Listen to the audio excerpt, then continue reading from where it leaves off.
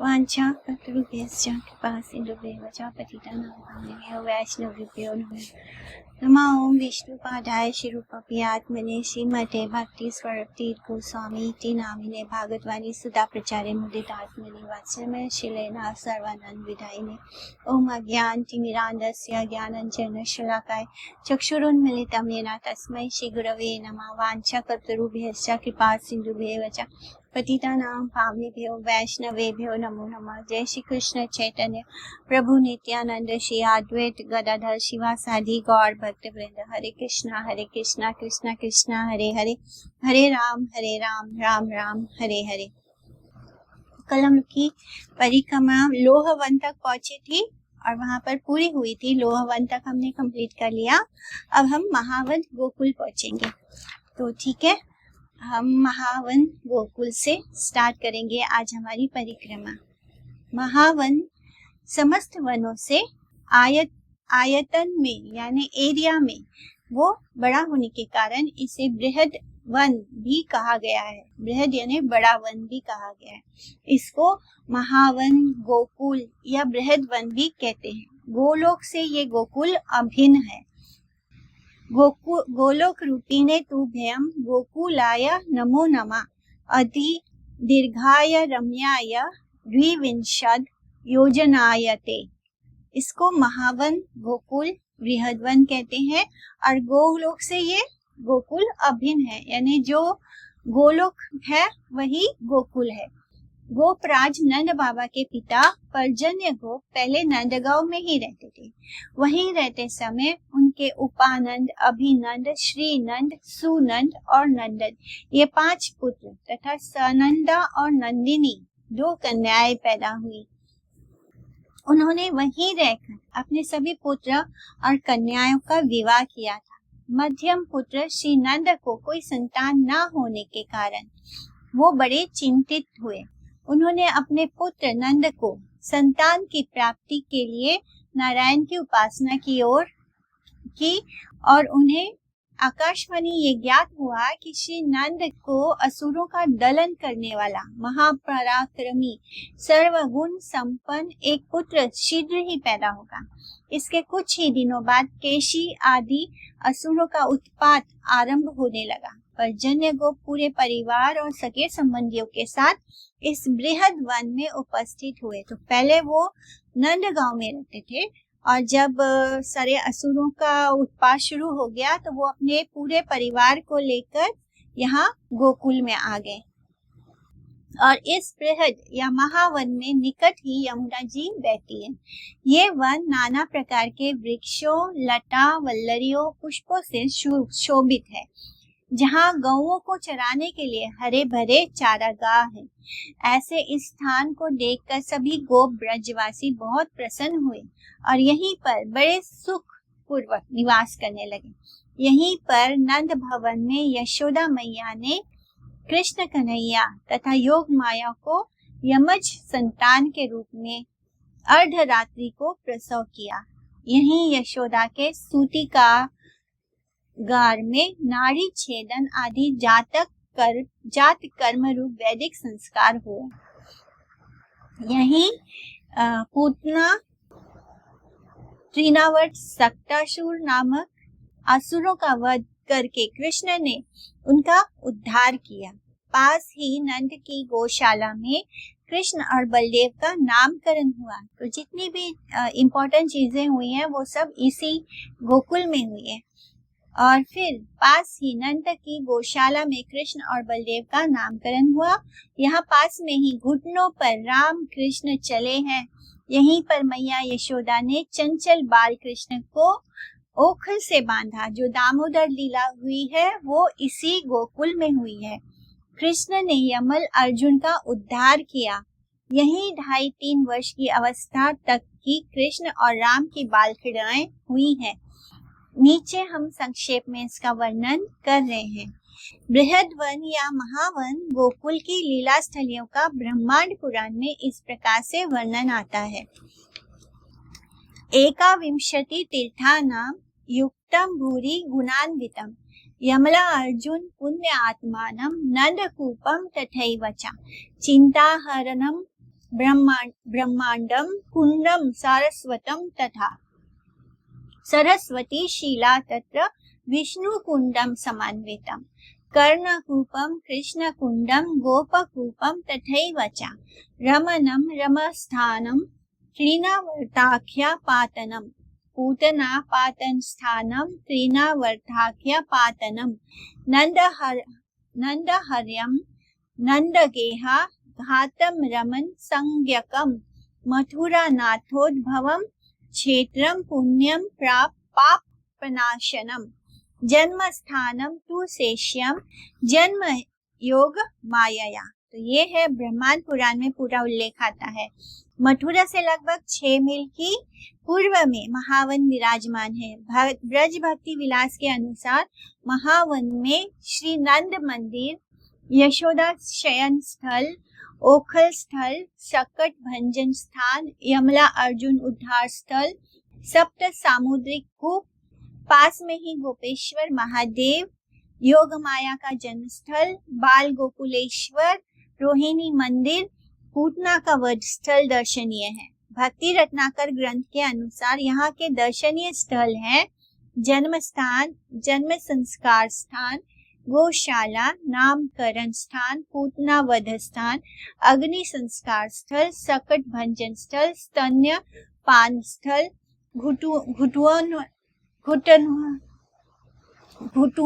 घुटुओं पर चलने का स्थान, त्रिनावर्त वध स्थल, ब्रह्मांड घाट, यशोदा जी का आंगन, नवनीत चोरी स्थल, माखन चोरी स्थल, दामोदर लीला स्थल, यमला अर्जुन उद्धार स्थल, गोपेश्वर महादेव, सप्त सामुद्रिक कूप, श्री सनातन गोस्वामी की भजन स्थली, मदन मोहन जी का स्थान, रमन रेती, गोपकूप, उपानंद आदि गोपों के वासस्थान, श्री कृष्ण के जात कर्म आदि का स्थान, गोप बैठक, वृंदावन गमन पथ, सकरौली आदि।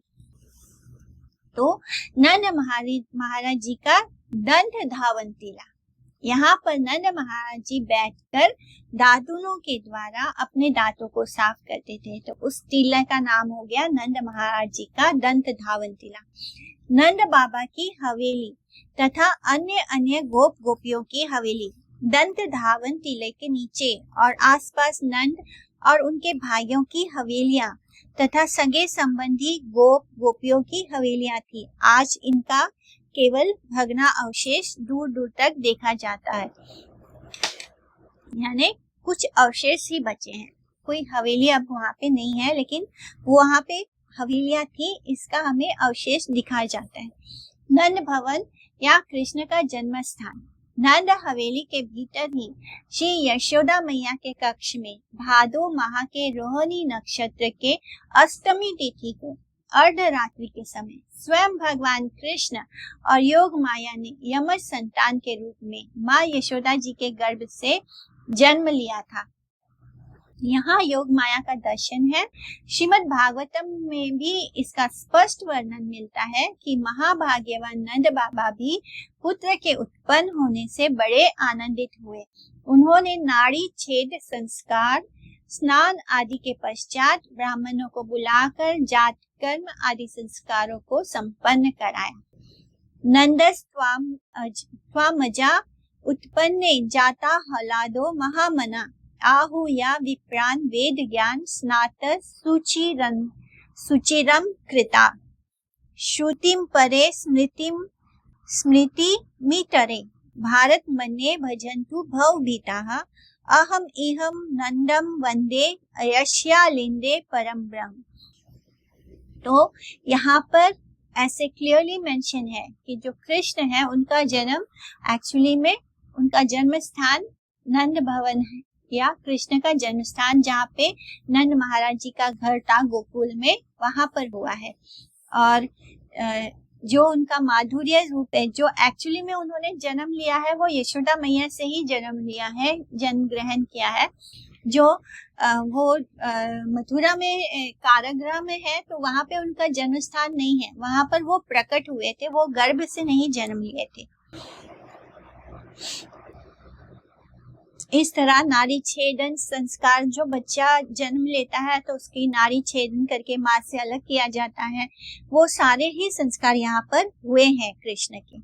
श्री रघुपति उपाध्याय जी कहते हैं कि संसार में जन्म मरण के भय से भीत कोई श्रुतियों का आश्रय लेते हैं तो कोई स्मृतियों का, कोई महाभारत का ही सेवन करते हैं तो करें, परंतु मैं तो उन श्री नंद राय जी की वंदना करता हूँ जिनके आंगन में पर ब्रह्म बालक बनकर खेल रहा है।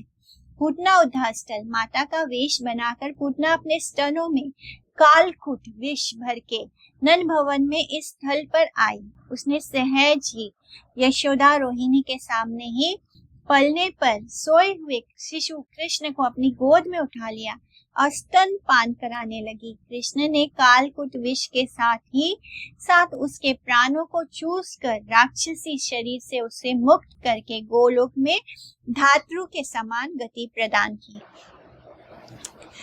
पूतना पूर्व जन्म में महाराज बलि की कन्या रत्नमाला थी और भगवान वामन देव को अपने पिता के राजभवन में देखकर वैसे ही सुंदर पुत्र की कामना की थी, किंतु जब वामन देव ने बलि महाराज का सर्वस्व हरण करके उन्हें नाग पाश में बांध दिया तो वो रोने लगी।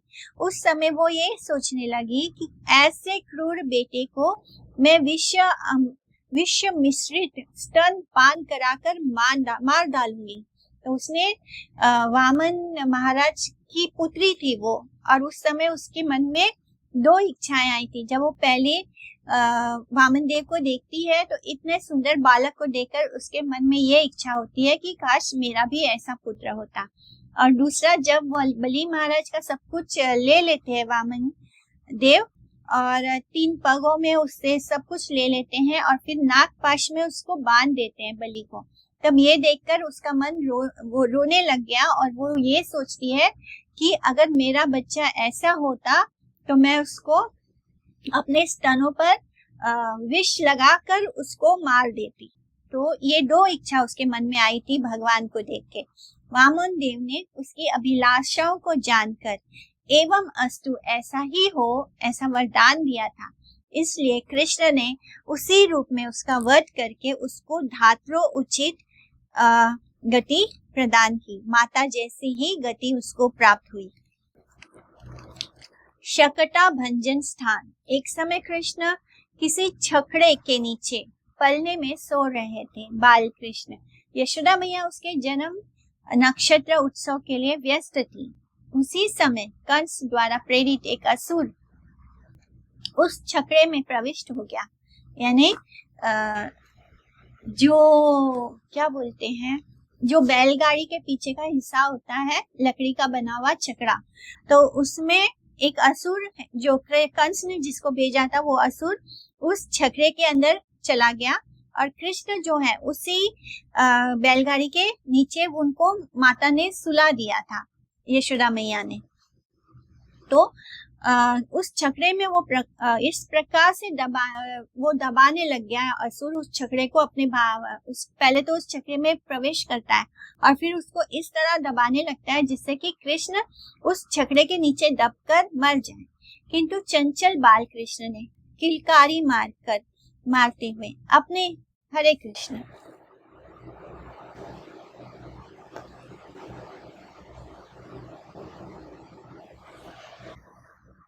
तो कृष्ण क्या करते हैं, कृष्ण तो परमात्मा है, हर किसी के हृदय में है, तो सबके मन की बात जानते हैं, कौन क्या कर रहा है उनसे तो कुछ छुपा नहीं है। तो चंचल बाल कृष्ण ने किलकारी मारते हुए अपने एक पैर की ठोकर से सहज रूप से, छोटा बच्चा में कितनी ताकत होगी, तो कृष्ण एक छोटे से बालक हैं और वो खेलते खेलते अपने पैर से उसको ठोकर मार दी। उससे क्या हुआ, अपने एक पैर की ठोकर से सहज रूप से बड़े आसानी से उसका वध कर दिया, क्योंकि उसने उस छकड़े के अंदर असुर ने प्रवेश किया। कृष्ण ने हल्का सा ठोकर लगा उसका कृष्ण के पैरों का और वो छकड़ा टूट के चूर हो गया। छकड़ा उलट गया, उसके ऊपर में रखे हुए दूध, दही, माखन आदि के बर्तन चकनाचूर हो गए। बच्चे का रुदन सुनकर यशोदा मैया दौड़ी हुई वहां पहुंची और आश्चर्यचकित हो गई। बच्चे को सकुशल देखकर ब्राह्मणों को बुलाकर बहुत सी गौओं का दान किया। वैदिक रक्षा के मंत्रों का उच्चारण पूर्वक ब्राह्मणों ने काली गाय के मूत्र और गोबर से कृष्ण का अभिषेक किया। ये स्थान इस लीला को संजय हुए आज भी वर्तमान है। सक्तासुर जो था वो पूर्व जन्म में हिरण्याक्ष का दैत्य का पुत्र उत्कच नामक दैत्य था। हिरण्यकशिपु का भाई हिरण्याक्ष, उसका पुत्र था उत्कच, वही सक्तासुर था। उसने एक बार लोमश ऋषि के आश्रम के हरे भरे वृक्षों और लताओं को कुचलकर नष्ट कर दिया था। उस लोमश ऋषि ने क्रोध से भरकर श्राप दिया कि दुष्ट, तुम देह रहित हो जाओ, यानी तुम्हारा कोई देह ना हो।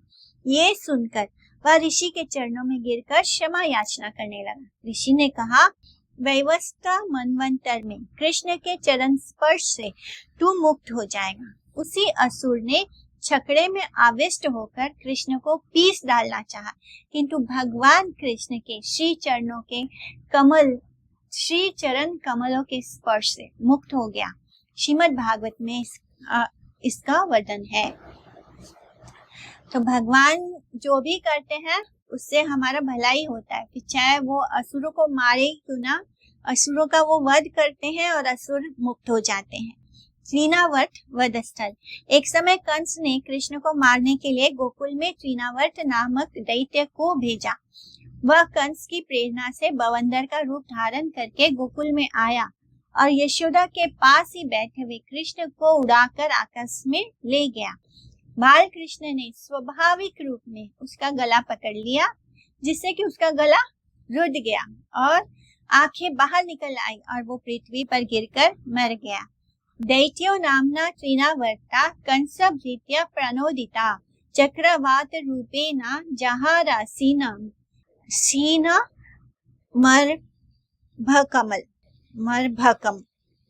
तो किस तरह उन्होंने, कृष्ण ने जिनका भी वध किया है इतनी आसानी से किया है कि कहीं भी कुछ ऐसे फाइटिंग वाइटिंग नहीं हुआ। कृष्ण को कहीं भी ताकत का इस्तेमाल नहीं करने की जरूरत है, क्योंकि वो स्वयं भगवान है, उनकी तो इच्छा से हर चीज होती है। तो इसलिए कृष्ण जो है इतने सारे असुरों को बस देखते ही देखते उन्होंने सबको मार दिया।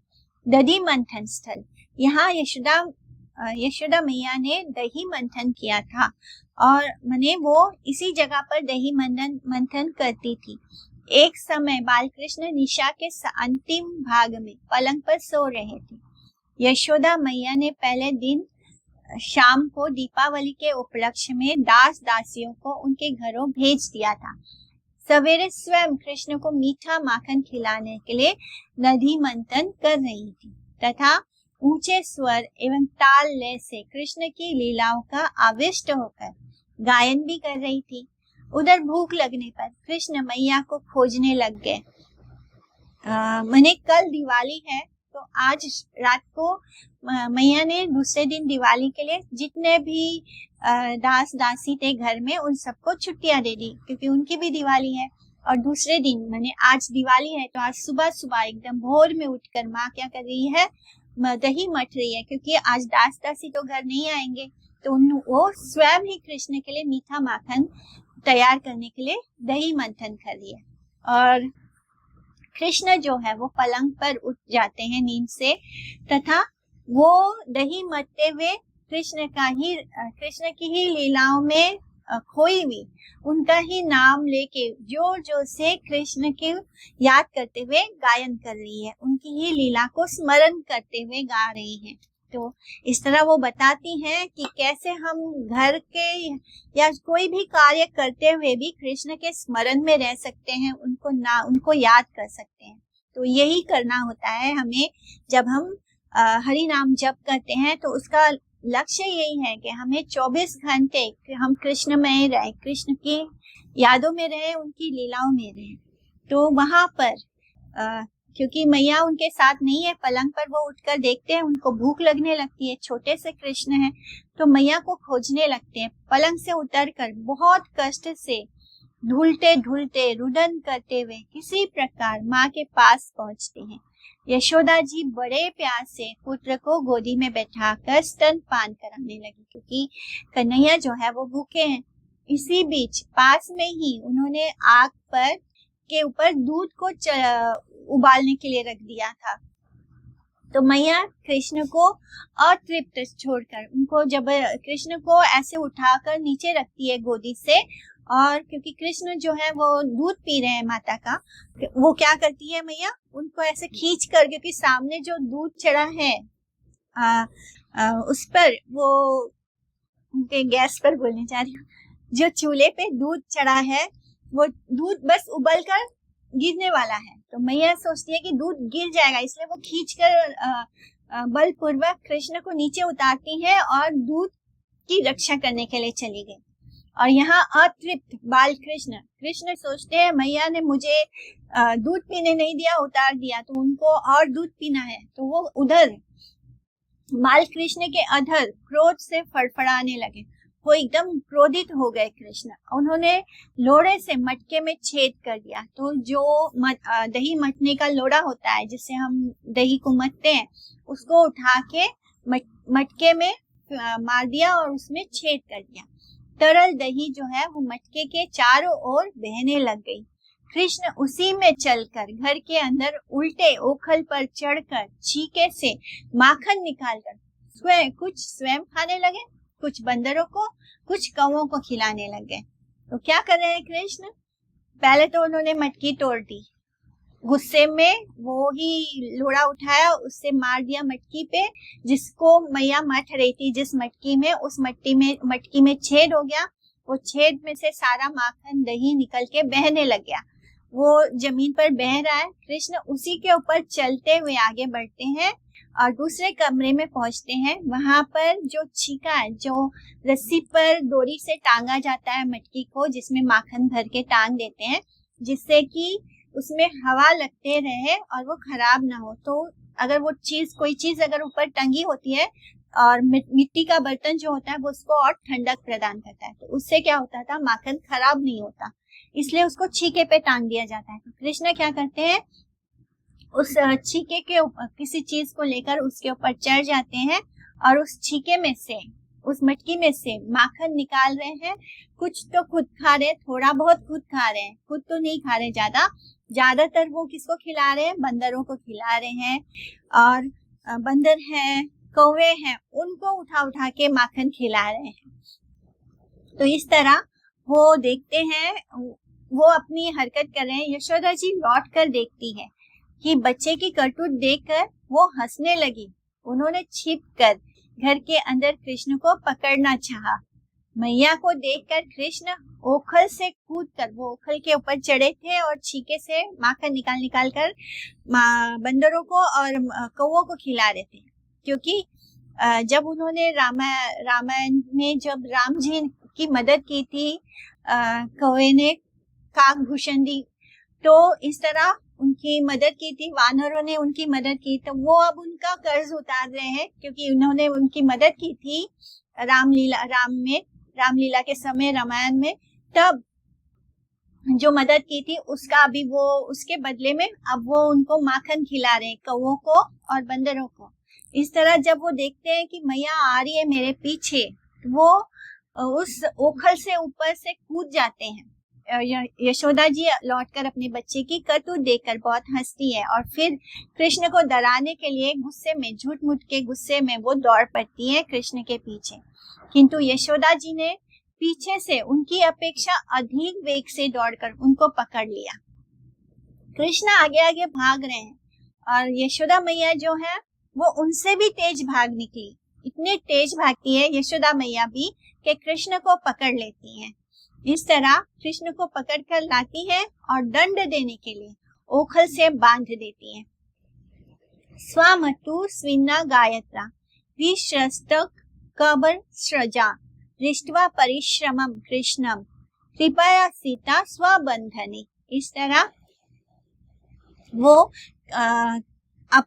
वो कृष्ण को पकड़ती है और दंड देने के लिए उनको ओखल से बांध दिया। तो हम सब जानते हैं कि इतने आसानी से कृष्ण बंधे नहीं थे मैया को। मैया जितना रस्सी ला के बांध रही है, फिर पूरे गांव भर का, पूरे गोकुल में जितनी रस्सियां थी वो सब जोड़ जोड़ के बांधते जा रही है, लेकिन 2 उंगल उनका कम होता जा रहा था। तो इस तरह उन्होंने किसी तरह, बाद में जब कृष्ण देखते हैं मैया पसीने से लथपथ हुए पड़ी है और उन्होंने अपना पूरा ताकत लगा दिया है कृष्ण को बांधने से, तो कृष्ण उस प्रेम की डोरी में स्वयं अपनी इच्छा से बंधते हैं। कृष्ण को बांधना इतना आसान नहीं है। कृष्ण अपनी इच्छा से हमारा प्रयास देखते हैं, हमारा प्रेम देखते हैं और फिर वो अपनी इच्छा से उस डोरी से बंध गए। और इस तरह मैया जब बांध लेती है कृष्ण को, तो घर के गृह कार्य में लग गए। इधर कृष्ण ने सखाओं के साथ ओखल को खींचते हुए पूर्व जन्म के श्रापग्रस्त कुबेर पुत्रों को स्पर्श करके, जो कि उनके घर में पेड़ बन गए थे, अर्जुन के पेड़, इस तरह उन दोनों पे ओखल के ही साथ वो घुटमन चलते हुए उन दोनों पेड़ के बीच में पहुंचते हैं और खुद उन दोनों पेड़ के बीच में से निकल जाते हैं। लेकिन ओखल जो होता है वो बड़ा होने के कारण नहीं निकलता है बीच में से। उसके कारण क्या होता है, दोनों पेड़ बीच में से अर्जुन के नीचे जमीन पर उखड़ कर गिर जाते हैं। इस तरह वो दोनों जो थे वो कुबेर के पुत्र थे। उन पुत्रों को ये श्राप दिया था नारद मुनि ने, क्योंकि वो दोनों मदिरा पान करके स्नान कर रहे थे स्त्रियों के साथ, उनके साथ जल क्रीड़ा कर रहे थे और सामने से नारद जी आ रहे हैं, उनको देखकर भी वो उनको प्रणाम करने के लिए नहीं होते। तो इस तरह नारद मुनि ने उनको श्राप दे दिया था पेड़ बनने का, क्योंकि पेड़ की तरह, पेड़ जो होते हैं वो कपड़े नहीं पहनते, तो जिस तरह वो उस वक्त स्थिति में थे उनको पेड़ बनने का श्राप दे दिया था। और बहुत हजारों सालों तक वो पेड़ बनकर रहे थे। और तब उन्होंने माफी मांगा था, तब उन्होंने कहा था नारद मुनि ने कि आपका उद्धार कृष्ण के द्वारा होगा। इस तरह उनको श्रापग्रस्त कुबेर के पुत्रों को नल कुबेर क्या नाम था इस तरह उनको उस श्राप से मुक्त किया। ये कथा श्रीमद् भागवत में विस्तृत रूप से आती है। यहीं पर नंद भवन में यशोदा जी ने कृष्ण को ओखल से बांधा था। नंद भवन से बाहर पास ही नल कुबेर और मणिग्रीव का उद्धार का स्थान है। उन दोनों का नाम था नल कुबेर और मणिग्रीवा। आजकल जहाँ 84 खंबा है, वहाँ कृष्ण का नाड़ी छेदन हुआ था, उसी के पास में नंदकूप है। तो अभी जहाँ पर 84 खंबा है, वहाँ पे पूरे 84 खंबे बने हुए हैं। वो ही स्थान है जहाँ पे कृष्ण का नाड़ी छेदन हुआ था। नंद बाबा की गौशाला में कृष्ण और बलदेव का नामकरण हुआ था और गर्गाचार्य जी ने इस निर्जन गौशाला में कृष्ण और बलदेव का नामकरण किया था। नामकरण के समय श्री बलराम और कृष्ण अद्भुत पराक्रम, दैत्य दलन एवं भागवतोचित लीलाओं के संबंध में भविष्यवाणी भी की थी।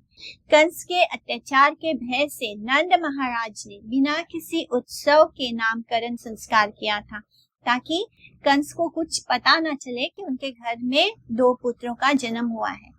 तो बड़ी ही छुपकर शांति से उनका नामकरण हुआ था, इसलिए गौशाला में हुआ था। मल्लतीत, यहाँ नंगे बाल कृष्ण और बलराम परस्पर मल्ल युद्ध करते थे।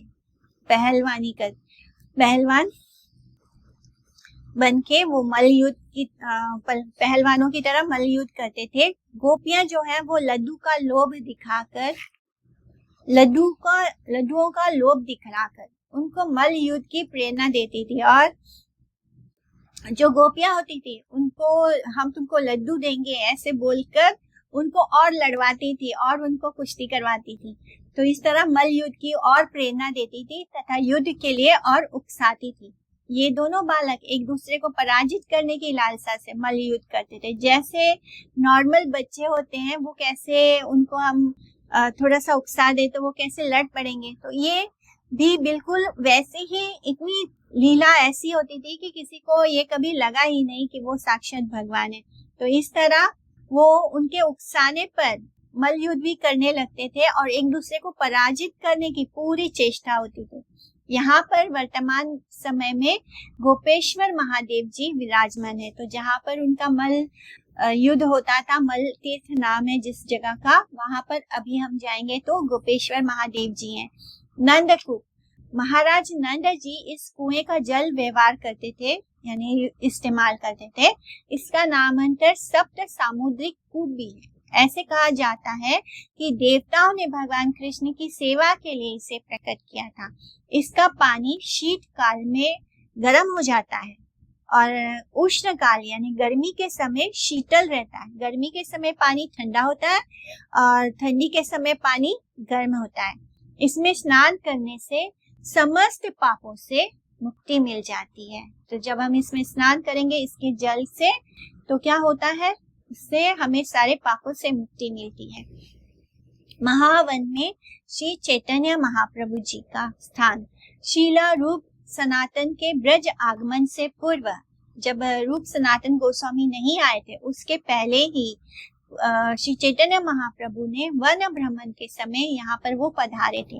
वे महावन में कृष्ण जन्म स्थान में श्री मदन मोहन जी का दर्शन करके प्रेम में विवल होकर नृत्य करने लगे।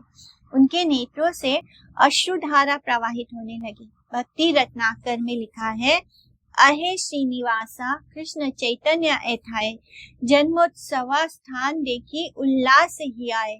भावावेशे प्रभु नृत्य गीते मगन हैला, कृपा करी सर्वचित्त आकर्षण कैला। श्री सनातन गोस्वामी का भजन स्थल। सनातन मदन गोपाल दर्शने, महासुख पाया रहे महावनी। 84 खंबा मंदिर से नीचे उतरने पर सामुद्रिक कूप के पास ही गुफा के भीतर सनातन गोस्वामी की भजन कुटी है। सनातन गोस्वामी कभी कभी यहाँ गोकुल में आने पर इसी जगह भजन करते थे और श्री मदन गोपाल जी का प्रतिदिन वो दर्शन करते थे। एक समय सनातन गोस्वामी यमुना पुलिन के रमणीय बालू में एक अद्भुत बालक को खेलते हुए देखकर आश्चर्यचकित हो गए। खेल समाप्त होने पर वे बालक के पीछे पीछे चले, किंतु मंदिर में प्रवेश करते ही वो बालक दिखाई नहीं दिया, क्योंकि वो साक्षात भगवान है मदन गोपाल। विग्रह के रूप में मदन गोपाल दिखाई दिए उनको। वही श्री मदन गोपाल कुछ समय के बाद पुनः मथुरा के चौबाइन के घर में उसके बालक के साथ खेलते हुए मिले। यानी फिर से उन्होंने उस बालक के दर्शन किए एक चौबाइन के घर में। चौबे, जैसे चौबे हो सरनेम तो उसकी वाइफ को क्या बोलेंगे, चौबाइन। तो इसी तरह चौबाइन के घर में उसके बालकों के साथ वो बच्चा खेल रहा है। श्री मदन गोपाल ने सनातन जी से उनके साथ वृंदावन में ले चलने के लिए आग्रह किया। सनातन गोस्वामी उनको अपनी भजन कुटी में ले आए और विशाल मंदिर बनवाकर उनकी सेवा पूजा आरंभ करवाई। ब्रह्मांड घाट का प्रसंग। जन्मस्थली नंद भवन से प्राय 1 मील पूर्व में ब्रह्मांड घाट विराजमान है। यहाँ पर बाल कृष्ण गोप बालकों के साथ खेलते समय मिट्टी खाई थी। कृष्ण को मिट्टी खाते देखकर गोप बालकों ने यशोदा मैया से कह दिया, जाके उसकी शिकायत कर दी कि मैया कृष्ण जो है वो मिट्टी खा रहा है। तो माँ यशोदा ने बलराम जी से इस विषय में पूछा। तो मैया ने पूछा, बलराम क्या सच में कृष्ण मिट्टी खा रहा है? तो बलराम भी कन्हैया के मिट्टी खाने की बात का समर्थन किया। मैया ने जब वहां जाकर पहुंचकर देखा तो कृष्ण से पूछा, क्या तुमने मिट्टी खाई है? तो कन्हैया ने उत्तर दिया, नहीं मैया, मैंने मिट्टी नहीं खाई। यशोदा मैया ने कहा, कन्हैया अच्छा तू मुख खोलकर दिखा। कन्हैया ने मुख खोलकर दिखाया तो देख लो मैया। मैया तो स्तब्ध रह गई। अनगिनत ब्रह्मांड, अनगिनत ब्रह्मा विष्णु महेश तथा चराचर सब कुछ कन्हैया के मुख में दिखाई पड़ा। भयभीत होकर उन्होंने आंखें बंद कर ली तथा सोचने लगी कि मैं क्या देख रही हूँ, क्या ये मेरा भ्रम है या किसी की माया है। आंखें खोलने पर देखा कि कन्हैया उसके गोद में बैठा हुआ है। यशोदा जी ने घर लौटकर ब्राह्मणों को बुलवाया और इस दैवी प्रकोप की शांति के लिए स्वस्ति वाचन कराया और ब्राह्मणों को गोदान तथा दक्षिणा दी। तो इस तरह मैया को एक बार भी नहीं लगा कि मेरा बालक जो है वो भगवान है। उनको लगा कि किसी ने कुछ कर दिया उनके बालक पे। श्री कृष्ण के मुख में भगवत्ता के लक्षण स्वरूप अखिल चराचर विश्व ब्रह्मांड को देखकर भी यशोदा मैया ने कृष्ण को स्वयं भगवान के रूप में ग्रहण नहीं किया। उनका वात्सल्य प्रेम शिथिल नहीं हुआ और बल्कि और भी समृद्ध हो गया। तो इस तरह उनका वात्सल्य प्रेम इतना ज्यादा है कि उसके सामने भगवान की भगवत्ता का भी कोई वैल्यू नहीं है। इस तरह उनका वात्सल्य प्रेम और भी ऊंचे स्थान पर पहुंच गया। दूसरी ओर कृष्ण का चतुर्भुज रूप देखकर दर्शन करके देवकी और वसुदेव का वात्सल्य प्रेम और विश्व रूप दर्शन करके अर्जुन का साख्य भाव शिथिल हो गया। यानी जैसे ही कृष्ण प्रकट होते हैं चतुर्भुज रूप में देवकी और वसुदेव के सामने, तब क्या होता है, वो दोनों घुटनों पर बैठकर उनकी पूजा अर्चना करने लगते हैं, उनको तुरंत भगवान मान लेते हैं। तो इससे क्या हो गया, उनका जो वात्सल्य प्रेम है वो घट गया। और जब अर्जुन ने कृष्ण को देखा विश्व रूप में, तो वो भी उनके सामने नतमस्तक होकर उनसे प्रार्थना और स्तव स्तुति करने लग गया। इसका मतलब उसका जो साख्य भाव था वो शिथिल हो गया, वो पीछे चला गया। तो इस प्रकार ब्रज में कभी कभी कृष्ण की भगवता रूप ऐश्वर्य का प्रकाश होने पर भी ब्रजवासियों का प्रेम शिथिल नहीं होता। कभी कभी क्या, भगवान ने उनके आंखों के सामने इतने सारे असुरों को मार दिया, इतना सब कुछ होता हुआ देख रहे हैं वो लोग, लेकिन उनको एक पल के लिए भी ये नहीं लगता कि कृष्ण जो है भगवान है। उनका जो प्रेम है, उनका जो भी, जिसके भी मन में जो भी भाव में प्रेम है, किसी के मन में सखा के रूप में है, किसी के मन में वात्सल्य भाव है, किसी के मन में माधुर्य भाव है, उनका वो प्रेम वही बना रहता, उल्टा और ऊंचा हो जाता है, लेकिन शिथिल नहीं होता, बल्कि वो उनको भगवान मानने के लिए बिल्कुल तैयार नहीं होते। तो वे कभी भी कृष्ण को भगवान के रूप में ग्रहण नहीं करते। उनका कृष्ण के प्रति मधुर भाव कभी शिथिल नहीं होता है। इसी तरह होता है वो जो अभी जो हमने मदन मोहन लीला पढ़ी, तो उसमें जो चौबाइन के घर बालक के साथ खेलते हुए दिखाई दिए मदन गोपाल, तो वो क्या करते थे, वो उसके घर में खिचड़ी खाने पहुंच जाते थे सुबह सुबह, क्योंकि वो जो चौबाइन है वो बिना नहाए धोए रोज सुबह सुबह खिचड़ी बनाती थी अपने बच्चों के लिए। तो उसमें वो जिस दातुन से वो अपना दांत बैठ के वो दांत क्लीन करते रहती, साथ में वो चूल्हे पे खिचड़ी चढ़ाती थी और उसी दातुन के पीछे वाले हिस्से से वो खिचड़ी को भी चलाती थी। तो मतलब यहाँ पे वो कोई नियम वगैरह नहीं पाल रही है कि जैसे क्योंकि ये ब्रजवासी ये अपने प्रेम भाव से वो उनकी खिचड़ी खाते हैं।